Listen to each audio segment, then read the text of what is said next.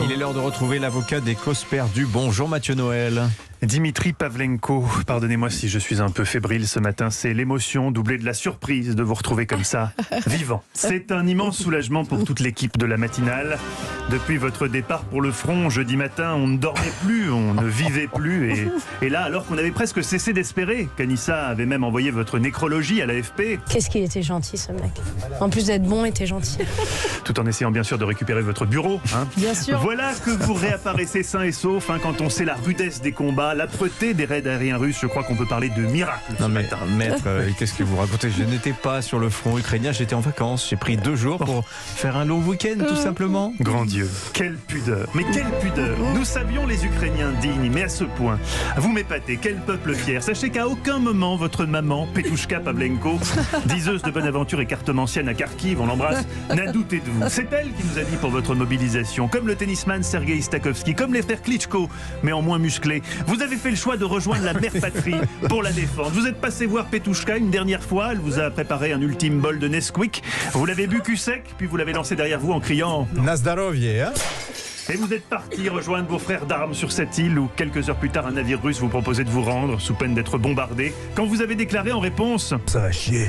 Nos cœurs se sont arrêtés ici à Paris. On a compris que vous ne céderiez pas devant la barbarie et puis vous avez eu ces derniers mots pleins de panache à défaut de poésie. « Va te faire foutre, navire russe ». Puis... plus rien. Plus rien. On avait déjà envoyé nos condoléances à Petouchka, avec, pour soulager un peu sa peine, une boîte de pâtes de fruits et des photos dédicacées de Patrick Sabatier. Quand soudain, on vous retrouve là. Bon, j'ai les larmes aux yeux. Ben oui, je vois ça. Pardonnez-moi Mathieu, mais vous n'avez pas de clients ce matin. Non, désolé, je n'ai pas de clients ce matin. Dimitri, je sais que quand vous me voyez arriver, vous vous dites toujours, tiens, là l'autre andouille, il va nous faire mettre Arnakov avec son accent pourri, on va rigoler. Mais non, non Dimitri, pas ce matin. Je ne suis pas une machine à LOL, un distributeur automatique de PTDR. J'ai beau être suisse, je n'en suis pas moins un homme. Un homme inquiet, pas pour moi bien sûr, puisque moi j'ai un abri anti-atomique qui m'attend à Genève, mais pour vous.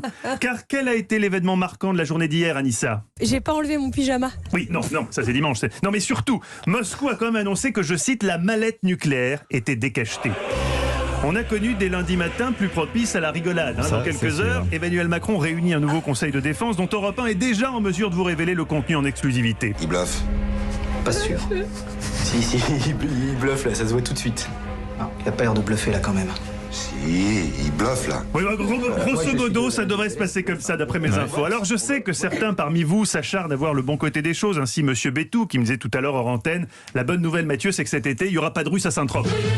Enthousiasme que j'ai été contraint de doucher quelque peu en lui disant oui Nico, cet été il n'y aura plus de russe à Saint-Trope, mais il n'y aura peut-être plus de Saint-Trope non plus. Oui.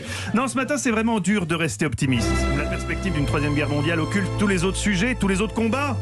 Comme le combat contre le wokisme, par exemple. Par exemple, Nicolas, oui, c'est vrai, on n'en parle plus beaucoup. C'est humain, on est tous tellement inquiets. Qui peut nous sauver de la folie de Poutine ? Julie Lescaut? Évidemment, Julie Lescaut, c'est une possibilité, ouais. Dimitri. Mais j'espère entre nous que le chef d'état-major des armées que vous recevez dans un instant en a une autre dans sa manche de solution. Et une chose est sûre, en ces temps troublés, il va nous falloir démontrer courage et sens du devoir et plus seulement conjugal, Anissa. Quand t'arrives le samedi, oui. Tu sais que t'as ça à faire, t'es dégoûté.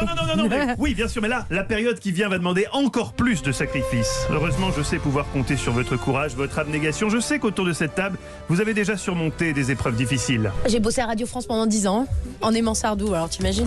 Ah oui, si vous avez bossé à Radio France en aimant Sardou, alors je pense qu'effectivement, rien n'est impossible. On peut y arriver, tous ensemble.